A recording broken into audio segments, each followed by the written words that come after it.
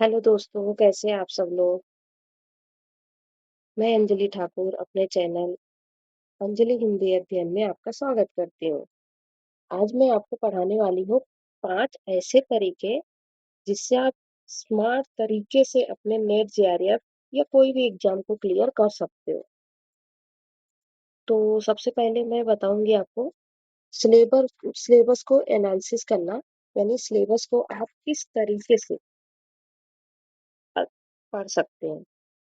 जैसे सबसे पहले आप सिलेबस की प्रिंट आउट निकालेंगे और प्रिंट निकालने के बाद ये दूसरे नंबर को पहले करना है, प्रिंट आउट निकालना है। फिर सिलेबस को अच्छे से एनालिसिस मीन्स उसको अच्छे से पढ़ोगे, कहाँ-कहाँ से क्या-क्या पूछा गया है और कम से कम 8-10 बार पढ़ना। हिंदी के सिलेबस को तो पढ़ना ही है क्योंकि उसमें बहुत सारी रचनाएँ हैं जो आपको याद नहीं होती हैं और हर बार उससे क्वेश्चन बन रहे हैं। 2-3 क्वेश्चन उससे आसानी से बन जाते हैं।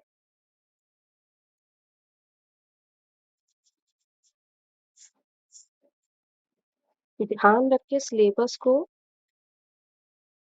2 से 3 बार 2 से 3 क्या 8-10 बार अच्छे से पढ़िए और पढ़ने के बाद आप सेकंड नंबर पे क्या करोगे?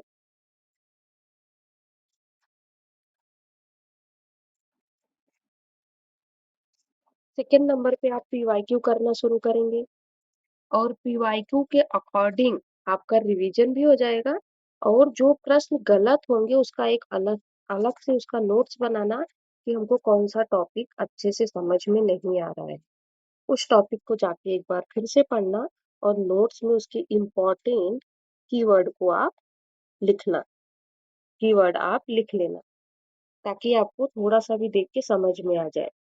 क्योंकि नोट्स बनाते टाइम हमेशा ये ध्यान में रखना चाहिए कि कम समय में ज़्यादा चीज़ें पढ़ी जा सकें। इससे आपको क्या फ़ायदा होगा? कौन-कौन से टॉपिक से ज़्यादा क्वेश्चन आते हैं पीवाईक्यू करने से और कौन से टॉपिक कम इम्पोर्टेंट है और कौन-सा टॉपिक ज़्यादा इम्पोर्टेंट है। ये भी समझ में आ जाएगा, जो ज़्यादा इम्पोर्टेंट होगा आप उसको ज़्यादा पढ़ेंगे और जो कम इम्पोर्टेंट होगा उसको आप कम पढ़ेंगे, शॉर्ट में पढ़ेंगे और इम्पोर्टेंट टॉपिक भी आपके क्लियर हो जाएँगे। इससे आपको स्मार्ट स्ट्रैटेजी से आप पढ़ाई कर पाएँगे, ठीक है? और खुद के नोट्स बनाना, तीसरा पोज़ीशन पे हमारा आता है कि आप खुद का नोट्स बनाएँगे, किसी के नोट्स के तरीके से आपको समझ में नहीं आएगा। अगर आप चाहेंगे फ्री में किसी का नोट्स मिल जाए तो हम पढ़ लें, तो आप नहीं समझ पाओगे। आप अपना खुद का नोट्स बनाओगे तब अच्छे से समझ पाओगे।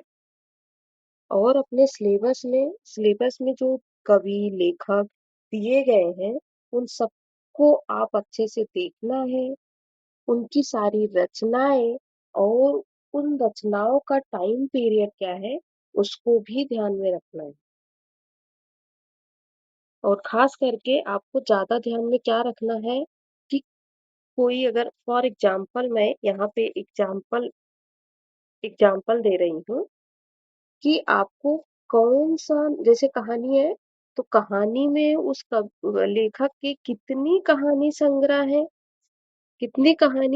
है और किन कहानी संग्रह में कितनी-कितनी कहानियाँ हैं और कौन से कहानी संग्रह से जो आपके सिलेबस में कहानी आई है, वो दिया गया है, उसमें कितनी कहानियाँ उसको भी क्रम से आप पढ़ लेंगे। तो ये छोटी बात नहीं होगी, ये सिलेबस में इतना लगा हुआ है, ये काफ़ी समय लगेगा, लेकिन अभी हमारे पास ज़्यादा समय बचा नहीं है। आज 5 मई हो गया है और जून के लास्ट वीक में हमारा एग्ज़ाम है। मुश्किल से 45 डेज़ यानी 45 दिन हमारे पास बचे हुए हैं। तो उन 45 डेज़ में ही आपको अच्छे से कौन-सा टॉपिक आज पढ़ना है, कौन-सा कल पढ़ना है, उसको आप हाइलाइट करते जाएँगे। इसको तो मैंने पहले ही बताई हूँ आपको जब सिलेबस पढ़ा रही थी। अगर आपको सिलेबस मेरा देखना होगा और प्रिंट आउट लेना होगा, मेरे सिलेबस में मैंने बता चुकी हूँ कि किस तरीके से सिलेबस को पढ़ना है, तो आप जाके वहाँ पे पढ़ सकते हो। मेरे चैनल को सब्सक्राइब करेंगे, तो फिर वहाँ पे सारी वीडियो दिखेगा और नहीं तो और भी तरीके होंगे जो आपको पता होगा कि सारी वीडियो मैम का कैसे दिखना है अगर सब्सक्राइब नहीं करना है, आपको मेरा वीडियो पसंद नहीं आया होगा तो आप अपनी इच्छा अनुसार कर सकते हैं। लेकिन मैं अपने तरफ से अच्छा ही करने की कोशिश की हूँ, तो मैं चाहूँगी कि आप सब्सक्राइब ही करें। सब कुछ शॉर्ट और क्लियर हो जाएगा इससे, हम सिलेबस से थोड़ा अलग हट गए थे। तो इसमें सिर्फ़ कहानियाँ ही मैंने इसलिए एग्ज़ाम्पल दी हूँ कहानियों के बारे में। आप कविता, निबंध, नाटक, उपन्यास सबको ही देखेंगे। ओके? इतनी बात आपकी समझ में आई? अभी हम 4th नंबर पे देखेंगे कि रिवीजन, यानी 4th नंबर पे हमको रिवीजन माँगता है, यानी रिवीजन ही सक्सेस है, ऐसा बोला क्या जा सकता है, ये रियल है। जितनी बार आप एक चीज़ को रिवाइज़ करोगे, उतना ही आपके उसके डाउट्स क्लियर होते जाएँगे, क्योंकि अगर हम रिवीजन नहीं करते हैं तो एग्ज़ाम हॉल में बैठ के हमको सारी चीज़ें भूल जाती है। एग्ज़ाम हॉल में वही चीज़ याद रहती है जो जिसके डाउट्स हमको अच्छे से क्लियर रहते हैं। उनके सभी रचनाओं को याद करना और उसको बार-बार रिवाइज़ करना और मिनिमम टारगेट कि हमको एक टॉपिक को 10 बार रिवाइज़ करना है। क्योंकि मुझे भी ऐसे ही याद होता है। मैं तो 2-4 बार पढ़ती हूँ तो मुझे समझ में ही नहीं आता, हॉल में जाके भूल जाती हूँ चीज़ें। उसके बाद कौन-सी रचना आई थी, उसके बाद कौन-सी रचना आई थी, ऐसा कुछ भी याद नहीं रहता है।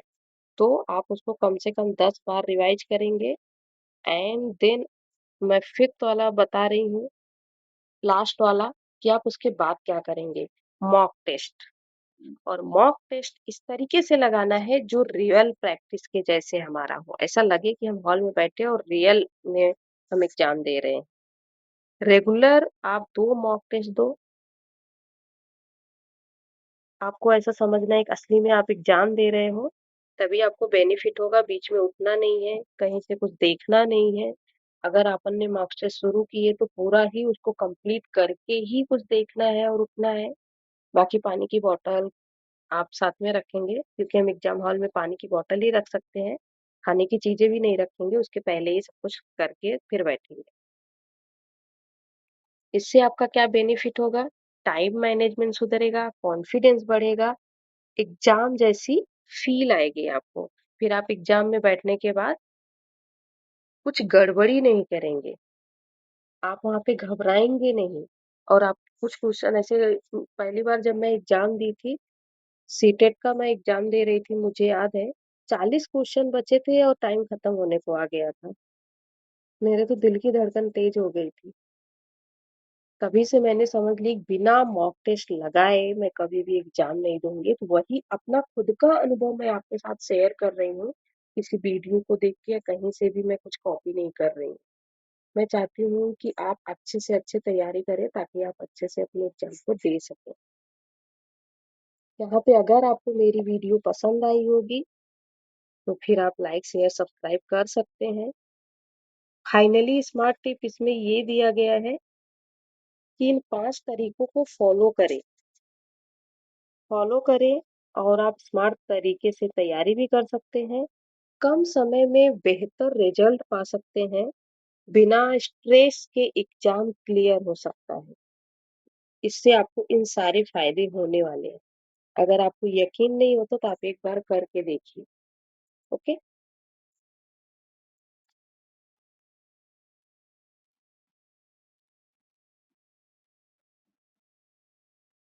धन्यवाद। अगर आपको मेरी वीडियो पसंद आई होगी तो लाइक, शेयर, सब्सक्राइब कर सकते हैं आप। और अगर आपको मेरी पिछली वीडियो देखनी है तो सब्सक्राइब करके भी आप कर सकते हैं।